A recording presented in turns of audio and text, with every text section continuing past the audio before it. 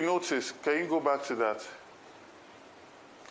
If you notice, there is a signature here, but this has been altered.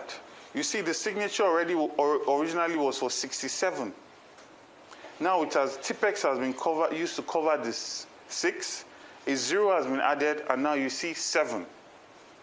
You look at the APC, originally it was 20. Or 22, most likely. 20 or something, right?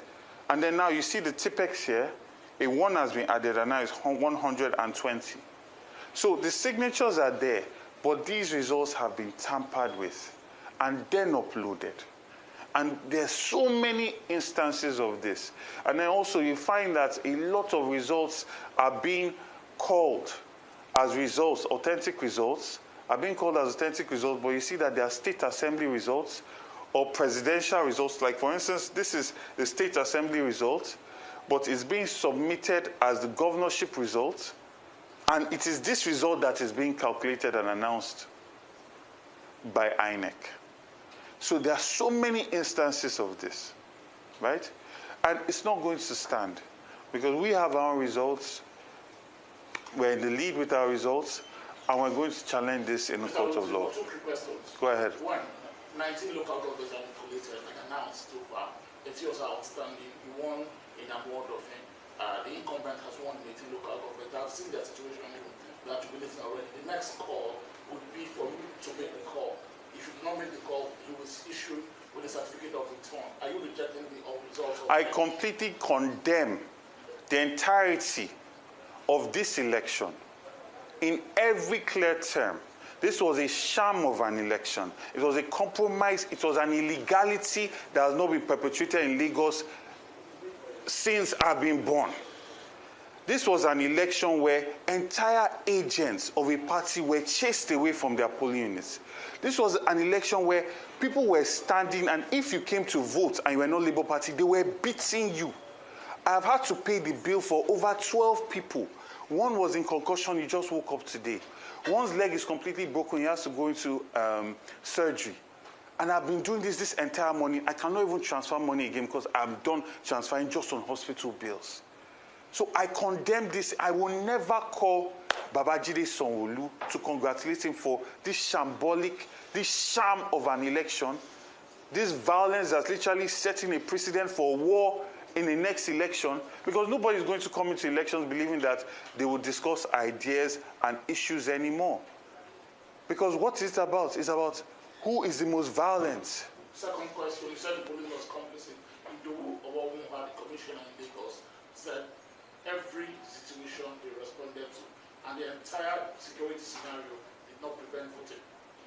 They did not prevent voting? Did not prevent voting, that's what he said. That is a big lie. It is a big lie. I thank the Army.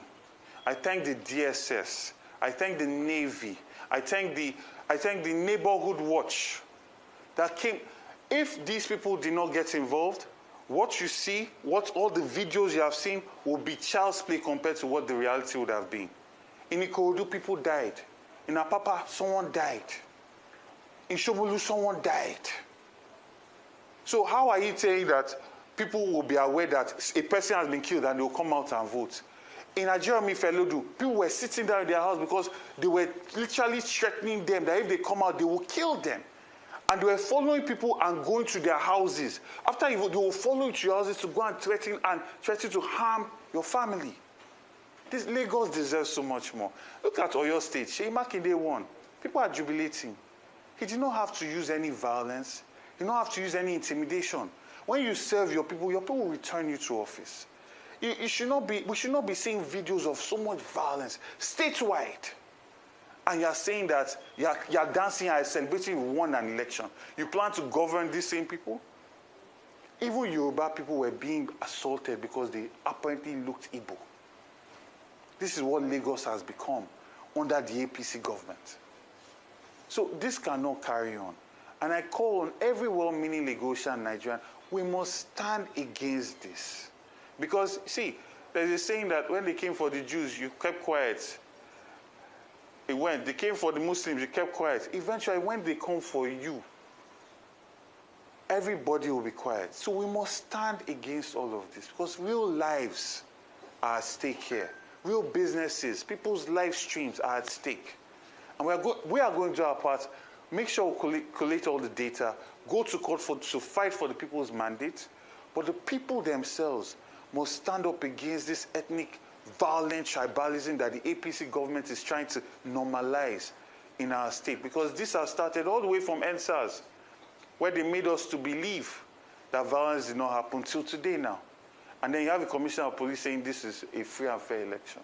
So are you saying that your team has its own records of these results? Yes, we have collated all the results as much as we could, because there are places where they chased all our agents out. There are places where they burnt results in Ojo.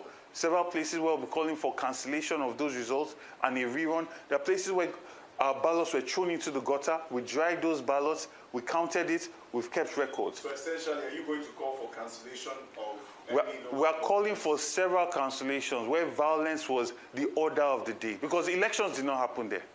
And the international community is watching, and they also know that elections did not happen in these places. So you cannot create so much violence against Lagosians, write results, and we should celebrate that the election happened. Elections did not happen in Lagos State. So we should expect to see you at the election petition tribunal? Certainly. My legal team is already on it. We are here compiling our results, and we are going to fight, like I said, because the people that came out to vote did so with so much courage. They came to vote in hope. We were not incentivizing them with money. Despite all the traditional institutions to try and scare them with the Oro Festival, they still came out with courage. So we owe it to them to fight for every single vote, and we are going to do just that. So thank you.